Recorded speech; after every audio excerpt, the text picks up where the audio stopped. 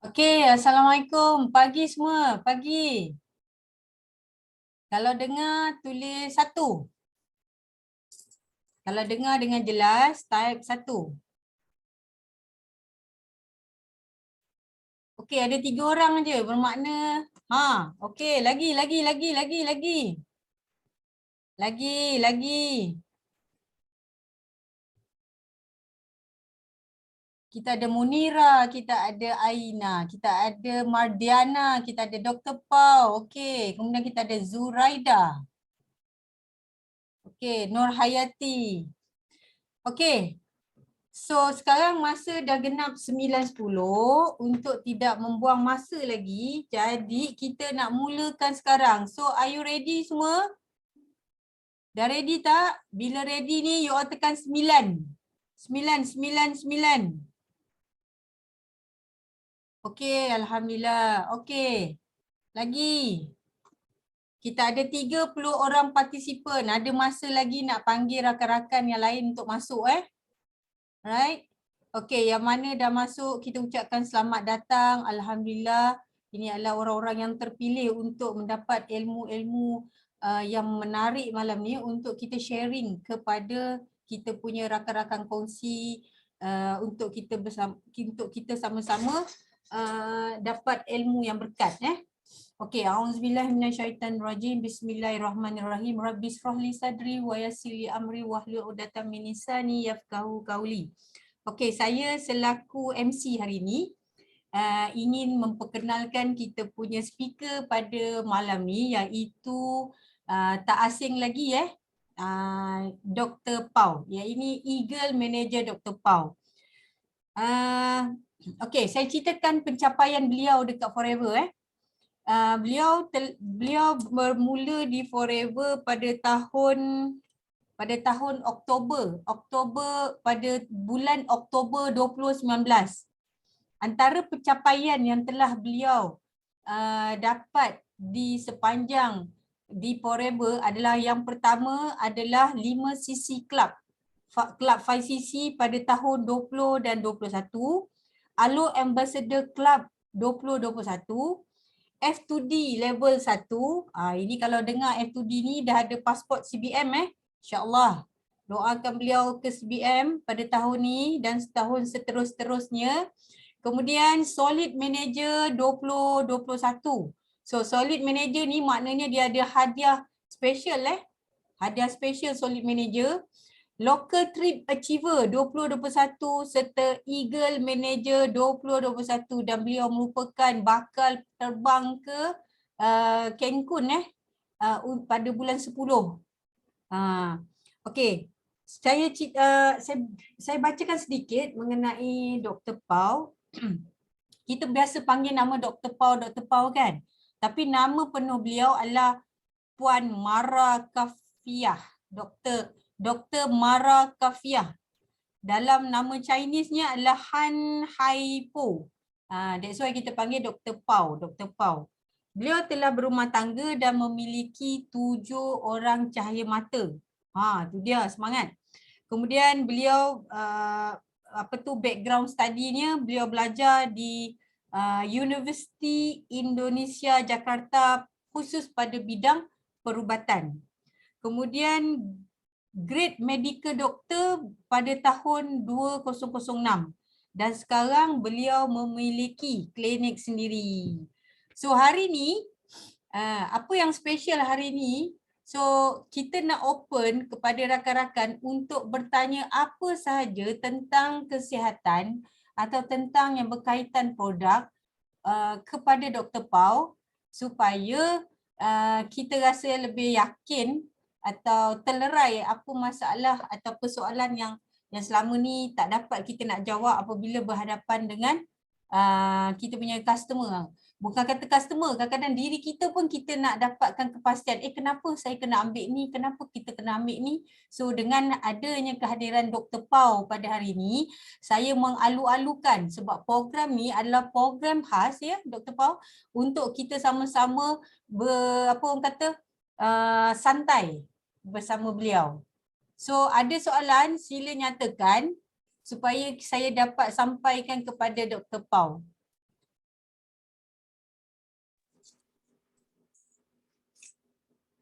Okey, jemput Dr. Pau boleh boleh apa ni? Boleh perkenalkan diri ataupun boleh apa orang kata? Cakap sepatah dua kata. Ha, Okey, terima silakan. kasih Kak Zana selaku Sama. MC saya malam ni. Sebenarnya sebab malam ni saya tak ada bawa tajuk lah. So saya buka open untuk question and answer je lah. So kita buat soal sesi tanya jawab je malam ni. So kalau tak ada siapa tanya, saya tanya nanti. Saya ada nama ni. Nanti saya tanyalah macam tu. Okay. Silalah siapa yang nak menanyakan soalan, sebab kadang-kadang saya bila saya dalam kesibukan, saya selalu dapatkan mesej lah daripada mana-mana FBO lah, entah bawang mana-mana, bertanyakan masalah dia, masalah peribadi ke, masalah downline dia ke, prospek dia ke. Saya buka lah satu slot setiap bulan insyaAllah untuk bertanyakan soalan tu. Dan bila satu orang bertanyakan, dia akan jadi ilmu untuk lebih ramai orang. Macam tu. Okay. Okey, bagi rakan-rakan yang nak bertanya, okey, you all on mic dan perkenalkan diri. And then tanya soalan. Cepat, inilah peluangnya. Daripada dia PM doktor PM tepi tu kan. Why not hari ni kita sama-sama bincang, sama-sama dengar, kita sama share kan. Supaya benda ni mungkin kita tanya pada diri kita, tetapi mungkin rakan-rakan lain pun ada benda yang sama lebih kurang. So kita boleh sharing kat situ. Jom, jangan malu, jangan segan, boleh tanya apa-apa tentang mengenai sakit atau apa tu masalah ataupun apa produk yang sesuai untuk digunakan dalam produk Forever untuk membantu menyelesaikan masalah penyakit tersebut. Okey, sebelum kita dapat soalan-soalan daripada rakan-rakan FBO okey, biasanya macam saya bila kita berhadapan dengan doktor kan Dr. Pau, ada setengah-setengah doktor dia tak bagi kita makan suplemen. Kalau boleh makan ubat. Kenapa setengah-setengah doktor dia tak bagi kita ambil suplemen? Boleh tak doktor bagi pandangan sikit? Apa beza antara ubat dan apa benda suplemen? Kenapa doktor kebanyakannya bila dengar suplemen dia kata kalau boleh jangan ambil, makan ubat doktor je macam tu. Tanya doktor. Okay, terima kasih Kak Zana pula bertanya kan. Saya salah seorang. Sebenarnya macam inilah apa yang ada kat masyarakat sekarang ni, maksudnya macam ni lah. Sebelum saya kenal Forever Living lah, saya pun termasuk salah satu doktor yang tak benarkan lah saya punya patient untuk ambil suplemen. Why? Sebenarnya salah satunya ialah sebab bila kebanyakan dalam mind masyarakat ni, bahawa suplemen tu penyelesai masalah. Maksudnya kalau dia darah tinggi dah, dia dah kencing manis, dia cukup je ambil suplemen. Dia ambil suplemen, dia boleh rawat dan dia boleh kiranya macam cukup dia ambil suplemen saja, tak perlu ambil ubat daripada hospital ataupun klinik. So itu satu mindset sebenarnya yang salah lah. Jadi bila saya masuk dalam Forever Living pun, saya selalu suggestkan macam ni. Ubat ialah ubat berfungsi untuk mengawal keadaan semasa. Tapi dia tak bolehlah nak reverse ke ataupun dia nak perbaiki dia punya punca ataupun punca utama daripada sakit. Tapi dia akan ubat tu dia boleh mengontrol keadaan semasa.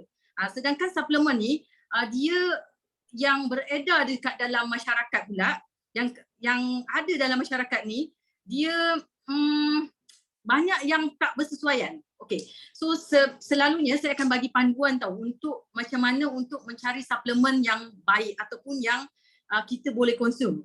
Okey. Yang pertama, kita kena ada pengiktirafan lah. Kalau ada suplemen tu, kita kena ada pengiktirafan ataupun sijil. Sijil kalau yang paling baik ialah satu ataupun lebih daripada satu sijil lah. Contohnya kalau misalnya satu produk dia ada sijil KKM, lepas tu misalnya dia ada sijil keluar misalnya ISC ataupun atas sijil luar kan macam POSA ke, itu ialah yang paling bagus lah. Maksudnya suplemen memiliki lebih daripada satu kesijilan. Lepas tu yang keduanya, biasanya kita kena tengok ingredients daripada suplemen tu, ataupun bahan utama ataupun bahan tambahan yang dimasukkan ke dalam kita punya suplemen. Kebanyakan dia suplemen, kalau dia tak tulis ingredients dia apa, contohlah kat situ dia tak tulis tahu, dia cuma tulis gabungan daripada 5 daun herba. Contohlah 5 daun herba, itu saja. Dia tak tulis daun herba tu apa jenisnya, dia tak tulis. So itu kita kena query lah, kita kena pertanyakan. So yang ketiga ialah suplemen tu sebenarnya bila kita nak ambil, kita kena tahu suplemen tu untuk apa dan ada manfaat tak untuk kita. Maksudnya kalau ada setengah orang dia tak boleh ambil suplemen yang contoh macam orang sakit buah pinggang. Orang sakit buah pinggang, dia tak semua suplemen dia boleh ambil. Suplemen tu kena bersesuaian untuk dia dan sesuai untuk keperluan dia. So kalau kita nak ambil suplemen, kita kena tengok 3 benda tu lah. Dan kenapa doktor-doktor yang ada ni dia tak benarkan untuk ambil suplemen? Sebenarnya kerana kebanyakan suplemen yang ada, dia tak ada sijil. Yang pertama tu lah tadi, tak ada sijil. Yang keduanya dia tak tulis ingredients tu. Dan yang ketiga kebanyakannya salah guna. Maksudnya contohlah, ubat segala suplemen, penyembuh segala penyakit. So satu suplemen tu sembuhkan segala penyakit. So dekat situlah ada gout, situlah eczema, di situlah dia diabetik, di situlah semua sakit, dia kata sembuh segala penyakit. Itu yang kita tak benarkan. So ada alasan lah kenapa doktor tak benarkan. Dan sampai sekarang ni saya selalu educate lah my patient untuk berhati-hati untuk bila kita nak ambil, bila kita nak pilih, nak ambil, kita nak makan suplemen tu, kita kena ada ilmu. Tu sebabnya saya buka kelas malam ni supaya bila kita ambil produk pun kita tahu mana produk-produk yang bersesuaian untuk kita. Okey, terima kasih doktor. Soalan yang padat. Okey. So kesimpulan yang kita dapat tadi, bukan doktor tak benarkan tetapi doktor bimbang para doktor dekat luar bimbang kita ambil suplemen sebarangan. Jadi suplemen sebarangan, sebab saya ada kes, saya punya downline dia kena kena dialisis bukan sebab dia makan ubat hospital. Tapi dia ambil makanan herba tak mana-mana yang menyebabkan obatan-obatan dekat luar tu, bukan ubat hospital yang menyebabkan buah pinggang dia rosak. Jadi sebabnya bukan kerana doktor tak bagi. Doktor bimbang yang tak ada piawaian, dia tak ada standard, kandungan ingredient dia tak declare betul-betul, dan kita pula pakai belasah aja beli, tengok murah, tengok viral. Itu yang menyebabkan doktor tak bagi. Tapi kalau kita tengok produk Forever, of course produk kita dah tentu masuk dah 171 buah negara, dah lebih 40 tahun dekat dunia, dan apatah lagi sijil apa? KKM yang utamanya sekali. Kalau siapa takut, KKM dah ada doktor. Kita ada kosher rating, kita ada halal Invenca, kita ada vegan, kita ada macam-macam persijilan, dan of course kita punya adalah organik.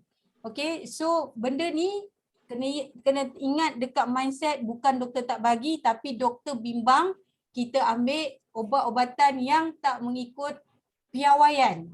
Senang cerita. Dan perlunya suplemen seperti yang Dr. Pau bagi tahu tadi adalah untuk membantu, sebab obat adalah bahan kimikal doktor, jadi dia hanya menahan, dia tak resolve asas punca penyakit tu. Dan pemakanan zaman sekarang, diorang yang sakit ni perlu zat-zat mineral dan vitamin yang diperlukan untuk badan untuk bantu sel dia pulih balik. Betul tak doktor? Ya betul. Okey, so mana kawan-kawan ni dia macam terpaku dengar kita cakap sampai tak ada keluar soalan pun doktor.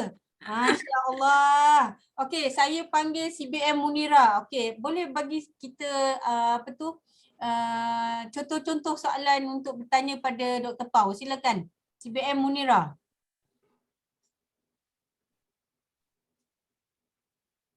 Semua terpaku ni. MC ada yang angkat tangan tu. Angkat tangan. Oh, Madiana, ni Adira. Oh, duk tengok chat tak perasan. Okey, silakan. Silakan CBM. Mardiana. Silakan. Okey, bismillahirrahmanirrahim. Assalamualaikum Kak Zana. Assalamualaikum Dr. Pau. Assalamualaikum dan selamat petang semuanya. Okey, nak tanya Dr. Pau, boleh tak Dr. Pau ceritakan sikit tentang, sebab tadi baca juga copywriting tiap Dr. Pau tu tentang autoimmune. Berminat nak tahu detail macam mana pengalaman Dr. Pau menangani autoimmune tu dan juga masalah kelainan buah pinggang Dr. Pau. Dan macam mana keadaannya sekarang selepas amalkan produk Forever Living, dan kalau boleh tak nak tahu juga apa antara produk yang khusus Dr. Pau amalkan untuk problem autoimmune dan juga kelainan buah pinggang tadi. Terima kasih. Terima kasih. Terima kasih. Terima kasih CBM Kak Mar. Kalau bercerita tentang saya lah, cerita saya macam panjang sikit. Patutnya tadi kat akhir kan kat sana kan? Okay. Sebenarnya saya ialah seorang penderita autoimun lah. Saya kena autoimun pada tahun pertama punya episod ialah pada tahun 2002. Masa tu saya tengah study lah. Saya kena autoimun yang disebut dengan ITP. ITP ialah idiopathic thrombocytopenia. Ataupun kelainan kekurangan trombosit. Trombosit ialah zat pembekuan darah di dalam badan. Dia berkurangan secara tiba-tiba banyak ataupun drastik. Contohlah kalau macam orang denggi, dia turunkan dia punya platelet tu ataupun zat pembekuan darah, so sehingga berlaku perdarahan. So itu apa yang berlaku pada saya, dan saya punya platelet masa tu memang sangat teruk lah, dalam bacaan 3 dan 4 saja. So kalau ikutkan memang keadaan sangat kritis lah masa tu. Dan kemudiannya saya diberikan ubat-ubatan steroid lah, ubat-ubatan steroid yang dos tinggi lah. Masa tu 3,000 dos setiap hari kena masuk untuk 3,000 mg steroid untuk mempertahankan saya punya sistem badan, supaya sistem badan saya tak kolaps lah masa tu. So bila berlaku autoimun tu, keadaan ditambah dengan saya konsum steroid yang lama, menyebabkan masa tu saya hampir 6 ke 7 tahun kot saya konsum steroid dalam bentuk tablet. So nak maintain supaya dia tak relax autoimun tu, dan memang setelah saya ada anak seorang tu, baru dalam 2007 baru saya ada episod bleeding balik. So lama jugalah bertahan dengan steroid lah. So bila keadaan yang macam tu, memang keadaan badan makin menurun. Maksudnya sistem badan makin menurun lah. Saya cepat penat, saya memang sebelum tu memang saya kerap demam lah, tapi bila pengambilan steroid yang berlebihan, saya makin kerap lah, makin kerap demam, macam tak sihat. Lepas tu memang keadaan badan memang tak cantik lah. Lepas tu bila lepas saya dah bersalin, maksudnya saya dah ada 7 orang anak, masa tu saya kolaps lah. Saya kena dekat Indonesia, masa tu saya kena minor stroke lah, kira macam keadaan yang saya tak boleh bergerak. So kaki, tangan lemah sangat, so tak boleh bergerak. Dan masa itulah, lepas daripada masa itulah saya didiagnosis saya ada kelainan buah pinggang congenital. Iaitu kelainan buah pinggang, iaitu buah pinggang tak sama macam orang normal daripada lahir. So itu diagnosis sebagai MSK lah, medullary sponge kidney. Kalau nak search kat Google, boleh search lah. Medullary sponge kidney ialah kelainan pada medulla. Medulla ni bahagian dalam daripada buah pinggang. Dia bentuk dia macam sponge. So bila usia meningkat, dia menyerap segala kotoran, toksin makanan, segala apa yang kita makan tu sepatutnya dikeluarkan daripada buah pinggang, tapi tak. So dia diserap dan disimpan di dalam buah pinggang. So apa yang berlaku bila saya kolaps tu, saya punya kalium keluar daripada badan, potasium saya drop secara drastik lah. Masa tu tinggal 1.1. Dan doktor memang tolak saya kat ICU untuk masukkan kalium masa tu. Sebab saya punya potasium tak boleh turun daripada, orang normal tak boleh turun daripada 1.8 sebab bawah 1.8 jantung akan berhenti. So masa tu memang kritikal lah. So doktor terus tolak dan tebuk saya punya vein utama dekat leher untuk masukkan potasium. So dalam perjalanan saya macam tu, saya pergi kena pergi doktor jugalah kan.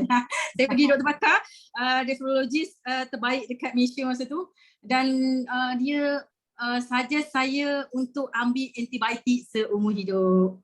Sebab apa? Sebab kuman bila bahagian bawah pinggang kita dah penuh dengan sampah, kuman senang nak duduk kat sana. Bila senang nak duduk kat sana, saya jadi kerap ada jangkitan kuman dekat saya punya urine lah, saya punya kencing. So bila dah jadi macam tu, saya ambil antibiotik, lepas 2 tahun ambil antibiotik, masalah lain pula datang. Tu yang tadi tu cerita tu tadi, saya ada masalah kencing manis border, kolesterol tinggi sebab saya naik berat badan hampir 8 kilo lepas pengambilan antibiotik. So bila dah sakit lutut, sakit tumit, segala macam sakit Kesan. bermula daripada pengambilan antibiotik tu, so saya rasa macam sangat tak selesa. So bila masa tu saya terfikirlah untuk macam mana saya nak curekan saya punya sakit bawah pinggang tu dengan alternatif lah, maksudnya dengan cara pengambilan suplemen. Tapi masa tu saya sangat takut sebab saya ada bawah pinggang. So bila saya saya berbincang dengan husband, saya decide untuk ambil makanan sunnah. Tapi bila saya ambil makanan sunnah, masa sebelum saya ambil forever saya ambil makanan sunnah, saya ambil madu, saya boleh collapse. Saya boleh pitam, berdebar dan pitam. Saya ambil gamarap, macam tu juga. Bila ambil walaupun sikit je, saya akan jadi berpeluh-peluh dan rasa nak tumbang. Macam tu. Jadi bila saya ambil makanan sunnah, dia tak boleh masuk kat badan saya. Ambil habatus sauda pun macam tu. So bila satu hari saya tengok saya punya staff lama dekat klinik, so saya tertengoklah, ternampak botol aloe vera tu, botol aloe vera kuning tu. Yang kemudiannya saya kajilah pasal aloe vera ni dan saya buka banyak clinical trial mengenai aloe vera ni dan saya kaji dan saya tak tanya orang forever. Selama 2-3 bulan jugalah saya kaji botol kuning tu, botol aloe vera tu, saya kaji sendiri tanpa saya tanya dengan pengedar. So bila saya kaji apa semua dan saya nampak banyak kebaikan. Dan kemudian itulah pertama kali saya mencuba untuk ambil forever, dan first saya ambil forever ialah dengan produk C9. Dengan C9 lah, dengan program C9. Dan masa tu 5 hari pertama buat C9 saya tak bangun. Jadi kalau ada orang buat C9 kata sakit, aloe vera tu payau, itu saya pun ada. So saya memang merasakan aloe vera semua rasa ada kecuali masin lah. So saya rasa masam, pahit, payau masa tu, dan 5 hari pertama saya tak boleh bangun. Kaki sendi ni memang tak boleh, sakit sangat. Dan tapi sebab saya dah kaji aloe vera tu sangat bagus, so saya teruskan. After 9 days tu baru saya rasa badan sangat ringan. Dan sebelum saya ambil aloe vera, sebenarnya masalah utama saya ialah kencing. Bila saya travel, saya akan demam. Bila saya travel, saya akan demam. Lepas tu saya akan ada masalah kencing berdarah. Kerap, sebulan mungkin 2-3 setiap kali saya travel, setiap kali itulah saya akan jadi. So bila alhamdulillah dengan pengamalan forever lebih daripada 2 tahun dah, saya travel alhamdulillah, tak ada kira tak adalah episod demam, episod saya kencing berdarah. Rasa letih tu still lagi ada, cuma saya boleh kawal dengan produk forever. So tadi Kak Mar ada tanya produk apa yang saya ambil. Sebenarnya sebab saya more pada saya punya supaya autoimun saya tak relapse juga, saya ambil lah banyak produk lah. Saya ambil aloe vera, Pamosil, sekarang ni saya ambil Pamosil. Lepas tu saya ambil Nectar sedikit. Lepas tu yang continuously lah saya ambil Bipolen, Bipropolis, fiber dengan super green. So yang lain macam vitamin C tu saya tambahan lah. Dengan ITC. Vitamin C tu saya ambil berkala, maksudnya tak setiap hari. Bila seminggu macam 2-3 kali saya ambil vitamin C. Macam fiber tu kalau ingat. Tapi fiber sebenarnya sangat bagus lah. Fiber tu untuk autoimun sangat bagus. So yang saya ambil tu yang tadi saya sebutkan. Lepas tu itulah keadaan saya sekarang memang banyak membaiklah. Maksudnya dengan penurunan berat badan yang cukup banyak, saya turun hampir 24 kilo daripada berat asal saya. Lepas tu memang episod demam tu kira boleh bilang lah. Boleh bilang jari. Kalau tak sebelum ni saya memang kerap sangat dengan episod demam. Lepas tu dan kencing masalah. Memang kencing saya selalu masalah. Dan doktor berapa kali berapa kali C9 doktor buat? Berapa kali program C9 doktor buat masa tu? Berapa kali? Masa awal saya buat sekali je. And then saya continue dengan F15. Masa buat C9 tu saya turun 4 kilo je.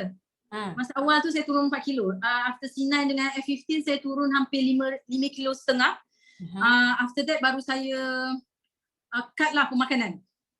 So sebenarnya bila kita dah ambil produk suplemen, yang utamanya kita kena fikir bahawa kita kena kawal pemakanan kita. Maksudnya suplemen bukan segala-galanya.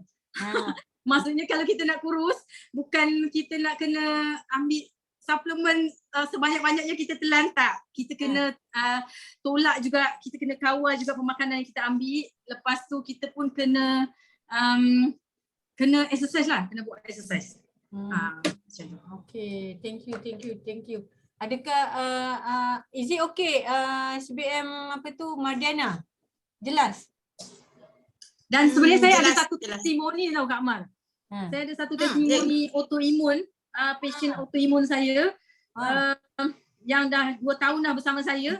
Dia kena RA, rheumatoid arthritis, dengan SLE. Dengan systemic lupus erythematosus.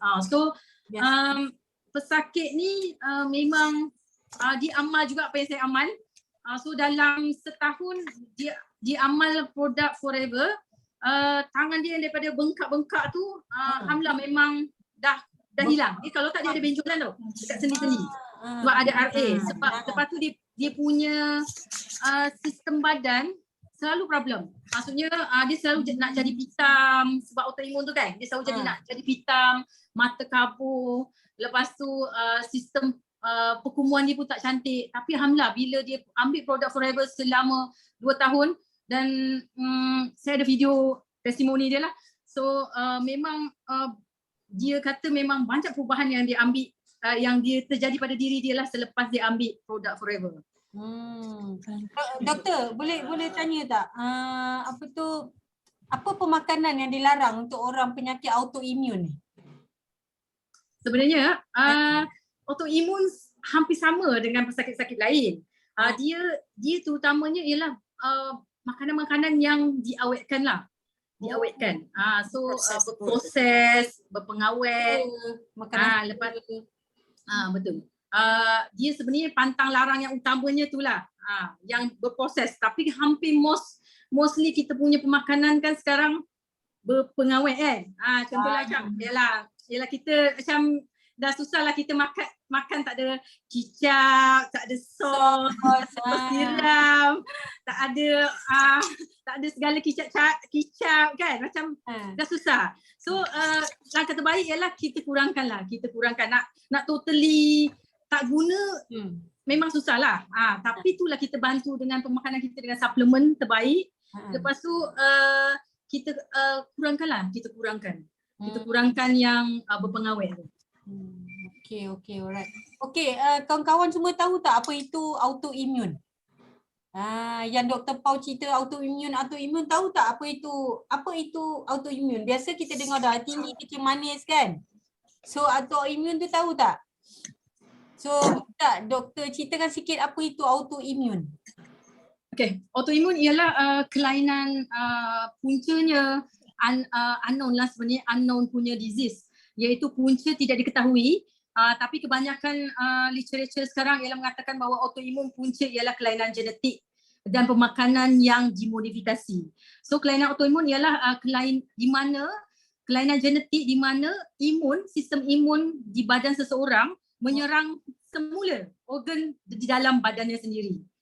So patutnya dia serang keliru, pening, bercelarat, patutnya dia serang kuman daripada luar, dia serang patogen daripada luar, tapi dia tak berlaku macam tu. Dia tak ada kuman, tak ada patogen daripada luar, dia serang Diri sistem sel normal. Sel Ah. normal sendiri. So berlaku dekat mana-mana. Sekarang ni yang saya tahu dekat ratusan dah sakit autoimun. Dia Wow. ada yang serang mata, ada yang serang tulang, ada yang serang sendi, ada yang serang buah pinggang, ada yang serang sistem darah. So memang sangat banyak dan ramai sangat. Macam ada pasien-pasien saya autoimun memang starting awal lah macam usia muda. Ada last kali saya ada jumpa umur 7 tahun ITP. Oh, Masya Allah. Kalau kita tengok punca-punca autoimun yang doktor bagi tahu tu selain daripada genetik, pemakanan, persekitaran might be jadi dekat sini betapa pentingnya kita tengok kita kena selalu detox doktor maknanya apa yang kita makan tu kita kena keluarkan sebab kita nak betulkan balik sistem dalam badan kita. So terima kasih atas testimoni sendiri daripada Dr. Paul sendiri bagaimana dia terlibat dekat dalam Forever Living. Jadi kat sini orang kata menguatkan kita punya keyakinan bahawa doktor sendiri pun juga memerlukan suplemen untuk membantu memulihkan punca penyakit beliau. Okey, jap. Ada bunyi bising sikit. Minta tolong tutup jap.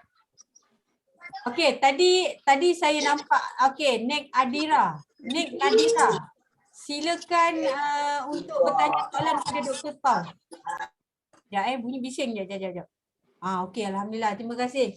Terima kasih CPN Saiful. Okey, silakan Nek Nadira untuk bertanya soalan kepada Dr. Paul. Assalamualaikum. Dr. Paul. Ira. Azana, sorry. Salam, it's okay. Okay, sorry Ira, off video. Okey. Ira nak tanya berkenaan dengan penyakit psoriasis. Penyakit ni autoimun juga kan? So penyakit ni macam ni Ira nak tanya detail tentang penyakit tu dan apa yang sebenarnya produk Forever yang sesuai dan cara yang sepatutnya kena ambil lah. Dan selain daripada tu apa dari segi sudut lifestyle kita. Maksudnya yang setahu Ira lah kena elak stres pun ya juga kan. Tapi kadang-kadang kita rasa kita tak stres tapi mungkin badan kita tak cukup rehat. So buatkan benda tu pun jadi stres juga, betul tak? So itulah nak minta pandangan Dr. Paul macam mana untuk sakit yang macam ni lah. Okay, terima kasih Ira. Sihat-sihat. Terima kasih. Okay, betul sekali. Psoriasis pun salah satu daripada penyakit autoimun. Dia menyerang dia punya sistem kulit lah ataupun sel-sel kulit. So macam mana penanganan psoriasis pun sebenarnya macam mana kita menangani sakit autoimun yang lain. So kalau kita ada psoriasis, kita dalaman tu kita kena ambil yang boleh membantu kita untuk kuatkan sistem imun. Salah satu yang saya nampak sangat berkesan pada pesakit-pesakit autoimun ya, yang pertama dia kena detox habis lah. Maksudnya kalau boleh buat sinai itu terbaik. Yes. Itu terbaik. So kalau dah ada autoimun, buatlah 2-3 kali set sinai.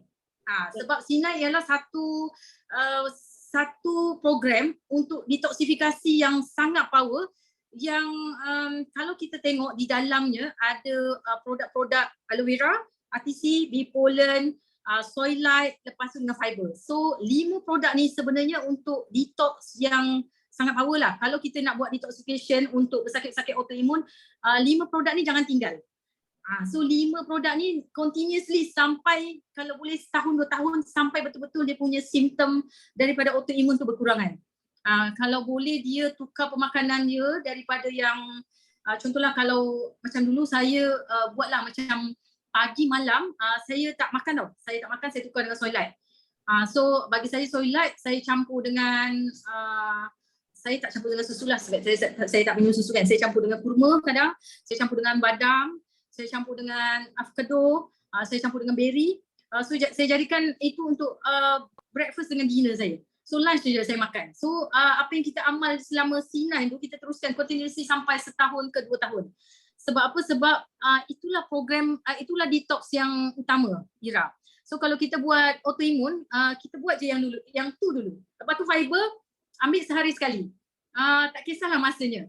Kalau tak, sebenarnya boleh pukul 10 pagi, so boleh makan selang breakfast dengan lunch, ataupun lunch ke dinner, ataupun dinner nak sebelum tidur, kita boleh ambil fiber tu.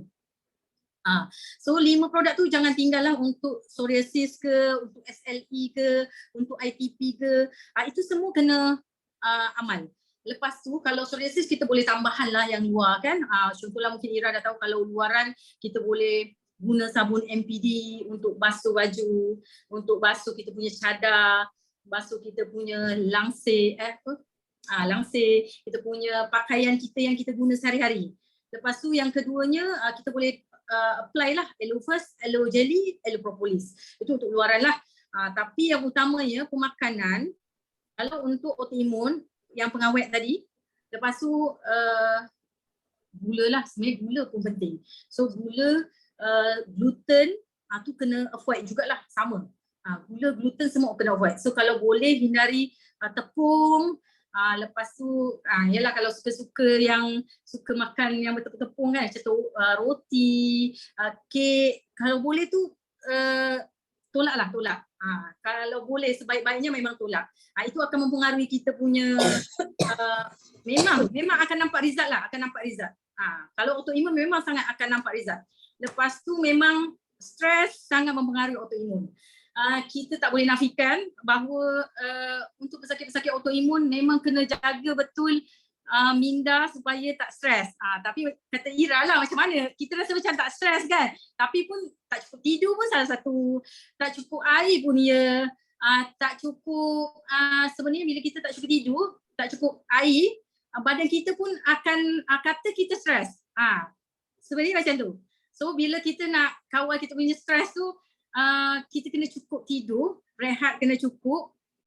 Lepas tu air, keperluan air pun kena dipenuhi.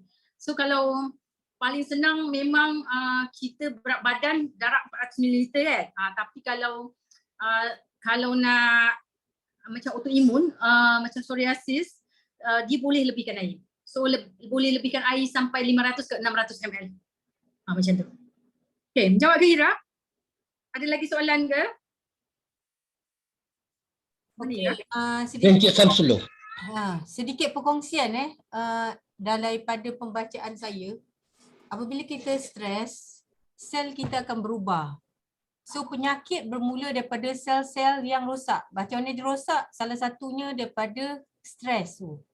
Jadi that's why dalam Islam kita kena terima, reda, berfikiran positif dan sebagainya. Sebab punca ramai orang selain daripada orang kata punca penyakit daripada pemakanan, punca penyakit daripada persekitaran, daripada genetik dan sebagainya, tetapi stres juga lead kepada penyakit sebab dia boleh menyebabkan kecelaruan dekat dalam badan. Salah contoh macam kita dengar tadi pasal autoimun tu kan, apabila dia bermula dengan sel, that's why produk-produk Forever mengandungi pelbagai khasiat yang mana dia punya nutrition boleh masuk sehingga dekat dalam sel. Jadi dia membantu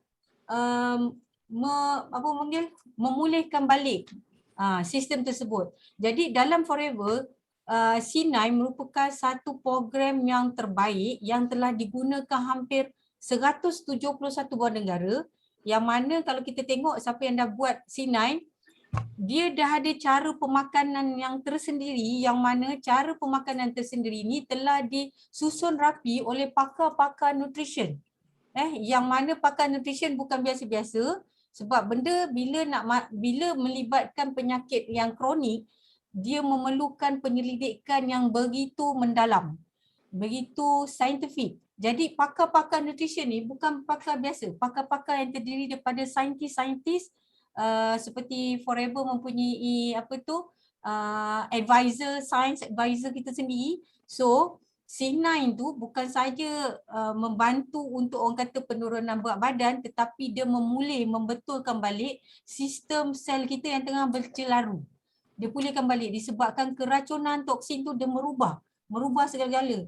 Itulah punca salah satu orang kata ataupun orang kata jalan untuk memulihkan, nak betulkan balik sistem dalam badan.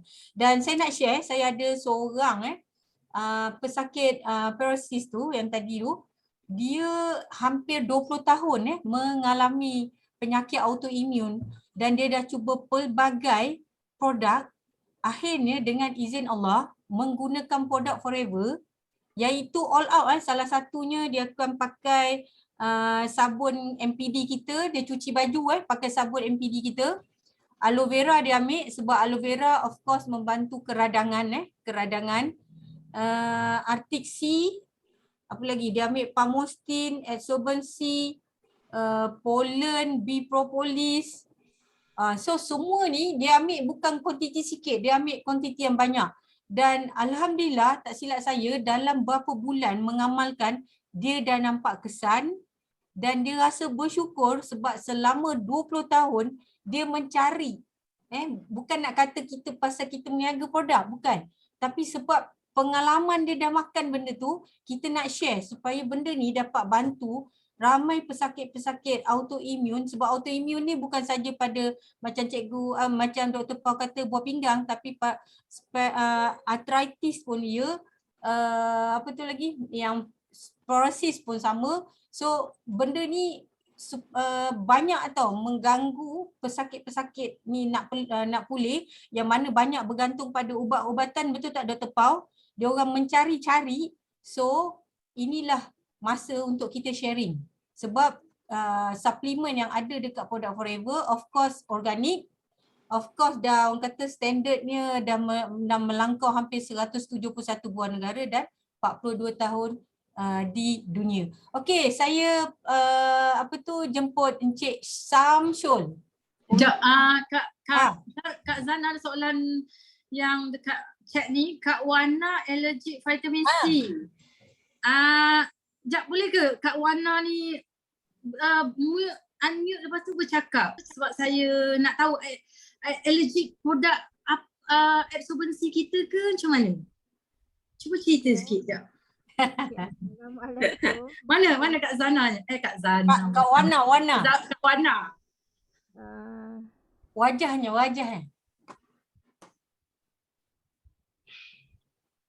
Okay, sorry sebab saya punya kamera dia tak boleh nak on. Okey, tak apa. Silakan. Okay, jadi saya punya masalah sebenarnya kalau saya ambil vitamin C, nanti saya akan jadi rashes. Lepas tu gusi saya akan berdarah. And then saya akan jadi dapat sesama. Jadi sekarang ni dari kecil sampai sekarang memang kalau nak ambil vitamin C tu Kak Wana akan jadi agak-agak lah. Sebab dah cuba macam-macam vitamin C. Jadi sekarang ni Kak Wana tak berani pun nak cuba vitamin C Forever lagi because dah banyak sangat guna kan. So semua pun jadi sangkut juga. Nanti dia akan bermula dengan gusi berdarah dulu and then dia akan jadi rashes and then dia semua. Kak Wana, boleh saya tahu pernah tak check ingredients dekat vitamin C yang pernah dimakan yang buat allergic tu? Contohlah macam jenis vitamin C yang ada dalam yang dimakan yang buat allergic tu. Pernah tak check? Contohlah macam ascorbic acid ke, bioflavonoids ke, apa macam apa jenis dia? Pernah ambil yang Shaklee punya, yang Amway punya, lepas tu yang beli di kedai pun pernah. So semua tu pernah try tapi dia sama je. Ataupun kalau nak ambil orange ke ataupun jambu batu ke, so dia punya simptom dia sama je. Sebab tu jadi tak berani ambil vitamin C. Okay.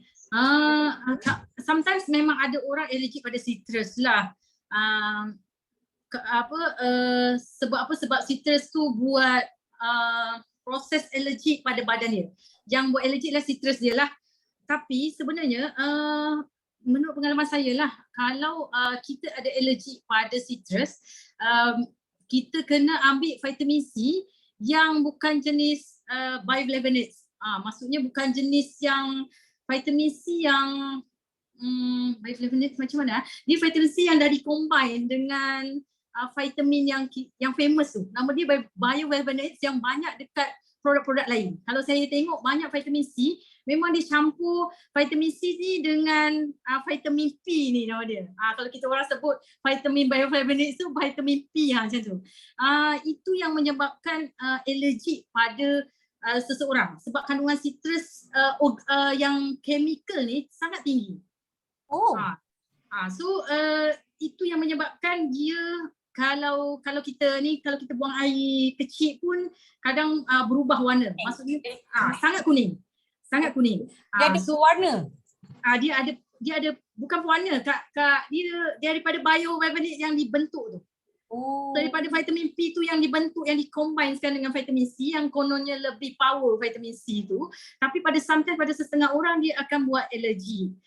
So yang pertama, kalau dia ada alergi pada vitamin C, Kak Wana ambil aloe vera okey ke tak okey? Kak Wana? Kakak ni aloe vera Kak Wana ambil okey, alhamdulillah. Kamu nektar, aloe berry nektar? Aloe vera nectar dia ada vitamin C kan, jadi sebenarnya Kak Wana tak berapa berani nak ambil. Jadi setakat ni Pada aloe vera gel pun ada vitamin C. Aloe vera gel pun ada. Pada aloe vera gel pun ada vitamin C. Kalaulah dia alergi pada citrus tu, kalau dia ambil aloe vera gel banyak akan jadi juga. Tapi mesti Kak Wana tak jadi apa-apa kalau ambil aloe vera lebih juga. Betul? Sebab Kak Wana dah buat yang Elo 8 tu, yang Elo 8. Ambil Elo 8. Okey. Okey kan? So sebenarnya bukan alergi pada vitamin C tu. Sebab pada aloe vera ada vitamin C juga. So Kak Wana macam ni. Kak Wana boleh try macam ni. Dia sebenarnya gusi berdarah bukan salah satu sebab alergi daripada vitamin C tu. Tapi gusi berdarah ialah kekurangan vitamin lain, vitamin D. So dia sebenarnya kalau gusi berdarah, vitamin C dia kena ambil sekali dengan vitamin D. Macam tu. So kalau macam saya saja Kak Wana boleh try ambil absorbency tu, buat suku, ambil suku kan, kunyah. Lepas tu masa kunyah tu Kak Wana berjemur dekat matahari. Dapatkan vitamin D. Dia sebenarnya penyerapan maksimum vitamin C ialah bersama dengan vitamin D. Betul. Tapi sometimes kita macam dekat aloe vera tu memang ada vitamin D lah. Tapi sometimes kita memang tak dapatkan vitamin D. Maksudnya kita tak berjemur bawah matahari, kita pun matahari naik pun kita dah duduk dekat office. Forever Kid kita ada vitamin D. Forever Kid. Boleh ambil Forever Kid dalam vitamin D. Tapi dia aloe vera tu okey tu, maksudnya dia tak allergic pada vitamin C. Jawab Kak Wana. Okey, jawab. Lepas tu satu lagi kan Dr. Pau, kerana ada satu masalah genetik lah, dia hari tu baru dapat tahu pun sel darah merah lebih kecil berbanding orang yang normal. Jadi kan kalau ada masalah yang macam ni lah kan, so doktor masa tu dia cakap macam ni, since that Kak Wana punya sel darah merah tu kecil daripada orang normal, dia kata kalau ada masalah kolesterol ke whatsoever, susah nak detect dia kata, sebab dia salur tu kecil sumbat pun darah boleh jalan juga kan. Jadi sebabnya ada awal tahun tadi Kak Wana punya kolesterol agak tinggi lah, 6, tapi tak ada simptom apa-apa kan. Cuma masa tu tiba-tiba rasa sakit dada je. Sebelum pergi tengok agak tinggi lah kolesterol tu. Jadi kan macam mana tu ya? Faham. Sekarang ni Kak Wana sel darah merah kecil, microcytemia HB low tak? HB cantik ke low? HB normal ke okey? Bilangan dia cukup. Cukup Sel darah cukup. merah cukup bilangan cukup ya. Ya, So bilangan sebenarnya cukup, tapi sebab dia kecil tu jadi dia kata jantung laju. Alright. Okay. Sebenarnya kalau dia sel darah merah kecil, yang kita kena ambil ialah produk-produk yang cukupkan sel darah merah kita. So bila kualiti tak bagus, kita kena cukupkan kuantiti dia. Kuantiti sel darah merah tu kena cukup.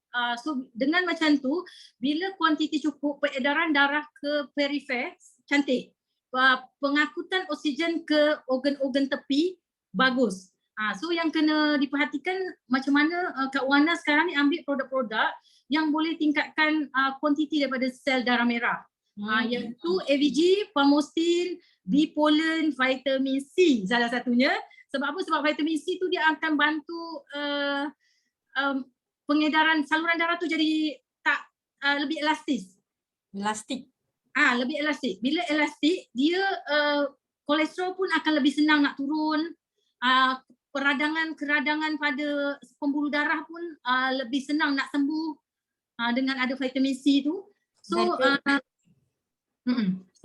So boleh cuba try. AVG, Palmostin boleh ambil kat mana? Palmostin baru try setengah botol. Okay. So boleh ambil AVG, Palmostin, B-Pollen, vitamin C. Kalau nak ni ambil produk Brunei B12 Plus boleh. Lepas tu Soylite tu pun okey. Soylite pun okey. Protein tu pun okey sebab protein bila sel darah merah tu kecil, protein tu lebih membuat sel darah merah sebenarnya pembentukan lebih cantik. So bila kecil tak apa, saiz kecil tapi dia kira macam kuat ataupun bentuk dia tak macam bom yang senang meletup. Macam tu. So okey, boleh menjawab Kak Wana? Okey. Terima kasih Dr. Pau. Sama. Okey. Terima kasih Kak Wana. Dan saya juga merupakan pesakit orang kata masalah darah rendah. So produk yang saya ambil dekat Forever, of course yang pertama Palmostin. Kemudian saya ambil Nectar. Arctic Sea saya jarangkan sebab darah makin cair. Saya ambil B12, B-Pollen, madu, lagi apa ya? Itulah, tapi yang itu kena makan banyak lebih, makan lebih sikit daripada orang biasa. InsyaAllah masalah tu dapat dengan izin Allah dapat sembuh. Okay, next saya jemput Encik Syamsul. Silakan Encik Syamsul. Okay, terima kasih Kak Zana. Assalamualaikum Dr. Pau dan yang lain-lain. Sorry saya tak on video. Sebab semua dalam ni semua yang hebat-hebat. Jadi saya nak tanya pun dengan Dr. Pau. Silakan. Ini yang berkenaan dengan pesakit kanser lah. Sebab kebetulan dalam family saya ada, sebelum ni ada seorang dan ni ada baru lagi seorang lah, mana dah 2 orang lah yang dalam family saya. Dua-dua adik ipar saya yang mengidap kanser. Isunya di sini maksudnya dia selepas kemo. Kalau ikutkan adalah cadangan untuk treatment dia tu, salah satu produk dia Palmostin tu.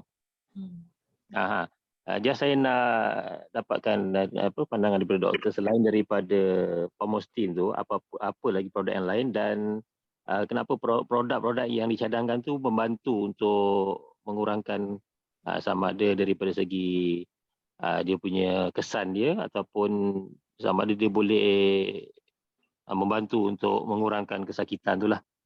Sebab biasanya adalah selepas kemo lah. Sebab ini yang adik ipar saya seorang lagi ni dia baru je habis kemo yang last, kemo yang ke-8 tak silap saya. Dan memang keadaan dia semakin merosot lah keadaan kesihatan dia. Umur dia dua-dua tu bawah 40.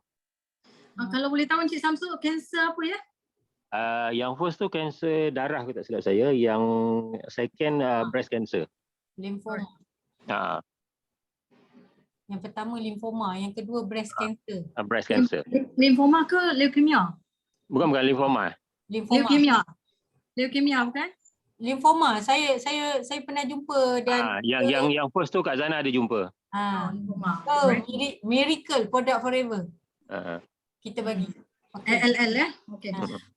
Sebenarnya macam ni. Okey, berkait dengan kanser macam tu juga saya handle pesakit kanser, macam tu juga saya handle pesakit autoimun.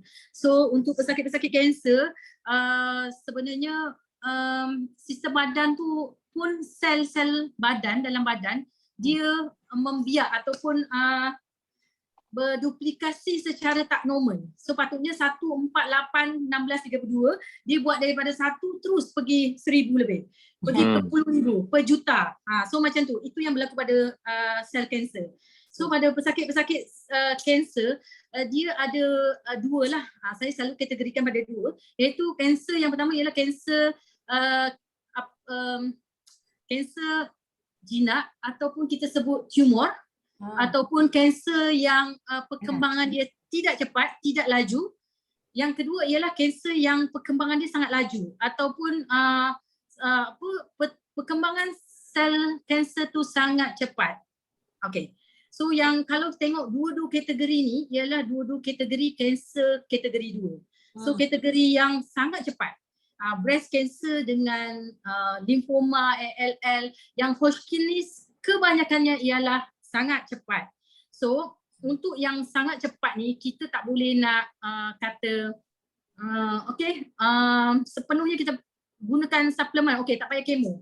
Kita tak boleh buat macam ni. So selalunya saya kena juga beriringan kecuali tadi kategori yang pertama. Kalau kategori yang pertama kita boleh kita bagi produk dulu, nanti wait and see. So dalam 6 bulan perkembangan kanser dia tak laju, tak teruk, so boleh. Tapi yang untuk kes nombor 2 ni memang saya saja jugalah buat kemo kan. Maksudnya sebab dia dah uncontrol. Kadang-kadang breast cancer ni sangat cepat. Once tahu dah stage 4. Maksudnya dia tak jumpa lah stage 1, 2, 3 tu tak terjumpa. Yang ni dia dah buang lah doktor. Okay, so sekarang kebanyakannya dia dah buang.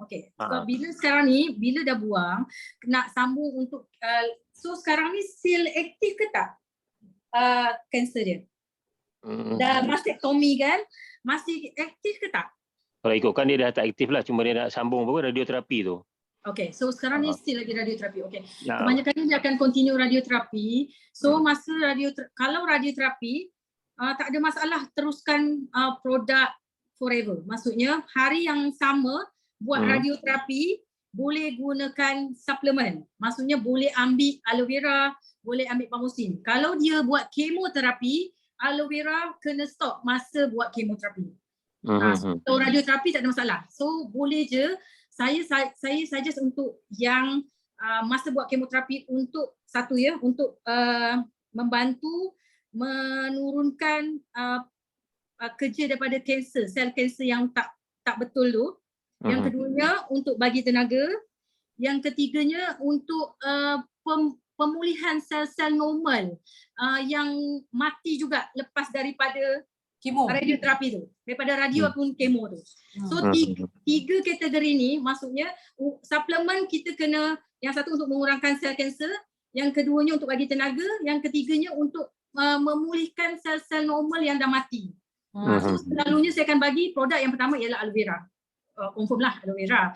Why aloe vera? Sebab aloe vera mempunyai banyak fungsi untuk regeneration sel, untuk perbaikan sel, untuk membetulkan sel, bentuk maupun fungsi daripada sel tu. Aloe vera. Yang kedua ialah pamosin. Pamosin ialah antioksidan terbaik dalam produk Forever. Dia ada 7 jenis antioksidan, so memang sangat baguslah. Antioksidan untuk apa? Untuk melawan radikal bebas supaya sel kanser tu tak aktif balik. Lagi yang keduanya dalam pamosin ada antioksidan pun, dia akan membantu untuk sebenarnya memberikan tenaga. Dalam pamosin pun dia akan memberikan tenaga macam aloe vera. So yang dua produk tu lah doktor yang ketiga kita boleh bagi macam kalau breast cancer boleh bagi RTC tau. Boleh bagi RTC. Sebab apa? Sebab banyak kajian mengatakan EPA dalam RTC boleh membantu mengurangkan radangan. Bukan. Breast cancer untuk jadi balik breast cancer sebanyak 16 kali ganda. EPA dalam RTC sangat bagus. So boleh dah lepas masa radioterapi tu dah boleh start RTC. Okay, lepas tu boleh ambil produk madu lah. Boleh ambil bee pollen, bee propolis ataupun bee honey. Nak ambil tiga-tiga boleh, kalau nak ambil salah satu pun boleh. Tapi kalau keadaan sangat lemah, macam dia sangat tak larat, tapi kalau usia muda ni boleh kok ambil tiga-tiga, tak ada masalah. Ambil bee pollen, bee propolis dengan madu sekali. Lagi satu boleh ambil soy light untuk sebab apa? Sebab yang nombor 3 tadi yang saya cakap nak pulihkan sel-sel yang dah mati tadi tu, kita perlukan soy protein. Kita perlukan protein dalam bentuk yang lebih ringkas sehingga penyerapan protein tu lagi cepat. So itu cadangan saya. Boleh menjawab? Boleh. Terima kasih doktor. Okey, sama. Okey, sama. Assalamualaikum. Salam. Okey, terima kasih Cik Samsul. Okey, next Nurul Baiti, CBM Baiti. Okey, Dr. Pau, boleh bagi penerangan orang yang ada G6PD boleh amalkan produk Forever dan produk apa yang boleh dan produk apa yang tak boleh? Penerangan mengenai G6PD. G6PD ialah salah satu kelainan kekurangan enzim yang namanya G6PD, glucose 6-phosphate disease, kelainan kekurangan enzim glucose 6-phosphate.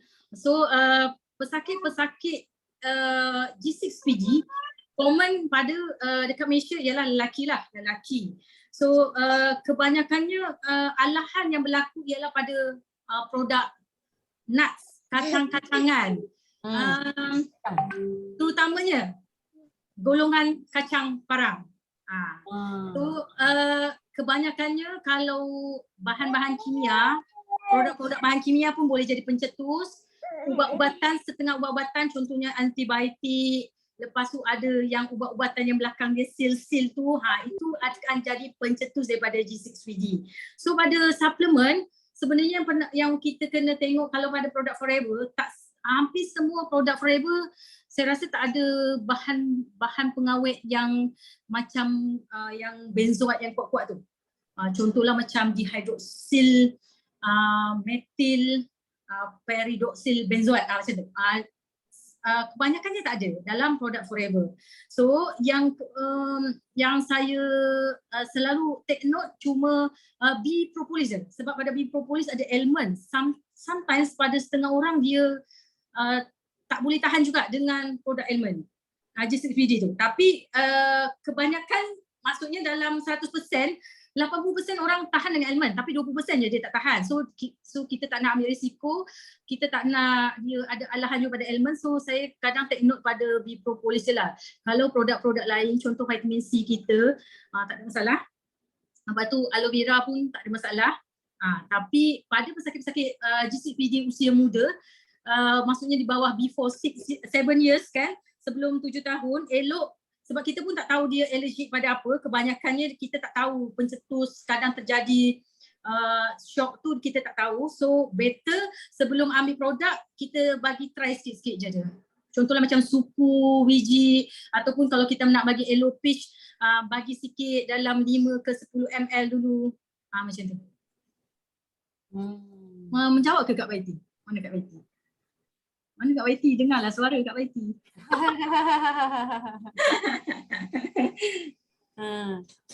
Banyak testimoni saya tengok dia orang bagi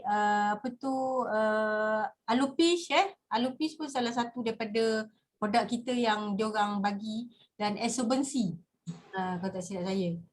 Okey, Esobensi. Okey, kemudian Puan Ismawati ada tak masih lagi tak ada kat sini? Silakan Puan. Ada, masih ada lagi. Assalamualaikum. Boleh dengar suara saya? Boleh dengar. Assalamualaikum. Selamat malam ya Dr. Pau dengan MC kita Kak Miza ya. Salam perkenalan, saya baru first time nampak Kak Miza, nampak Dr. Pau. Ini rupanya Dr. Pau sebenarnya, sebab sebelum ni saya duk dengar je nama Dr. Pau. Saya sangka Dr. Pau ni orang Indian. So rupanya cantik orangnya. Okay.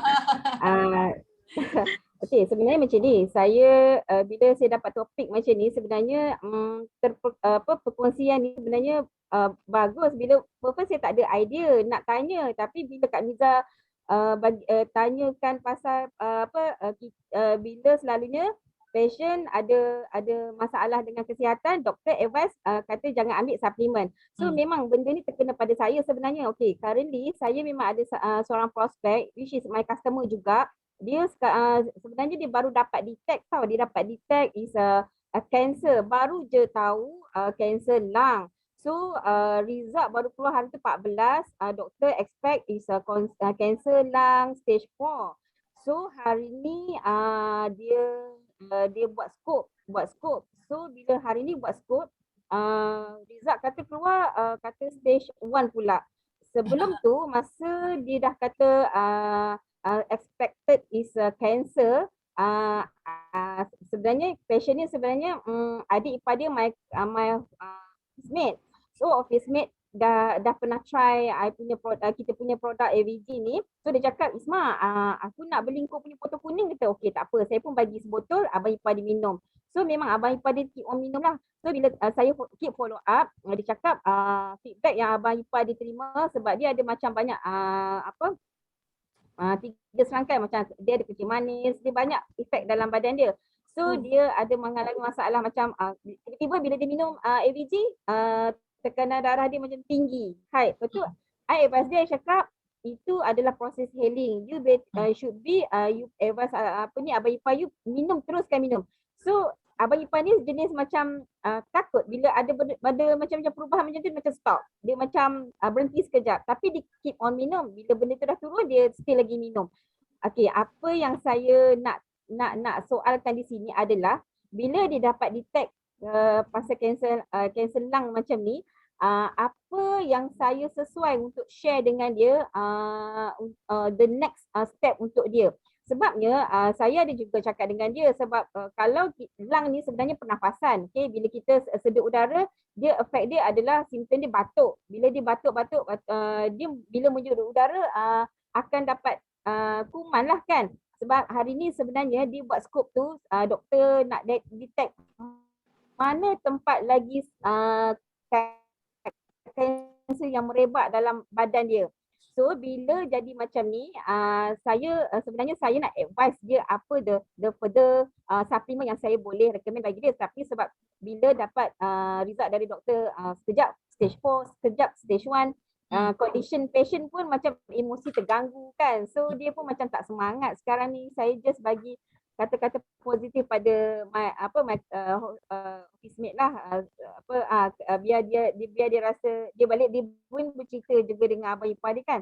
So apa yang saya nak tanya di sini, apakah yang boleh saya advise kan, the next step untuk dia, suplemen yang macam mana, apa produk yang macam ni saya boleh. Sebab patient ni dia macam sangat takut, macam Kak Miza cakap tadi lah, bila dah duduk hospital nak makan suplemen, doktor kata better jangan ambil. So bila dia dah dengar kata macam tu, dia mungkin stop juga.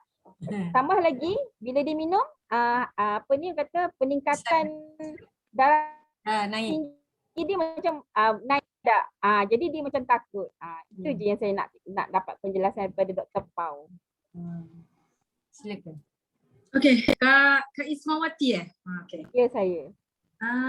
Sebenarnya lung cancer dia kebanyakannya ialah kategori 2 lah, maksudnya kanser yang cepat. So kebanyakannya kita tahu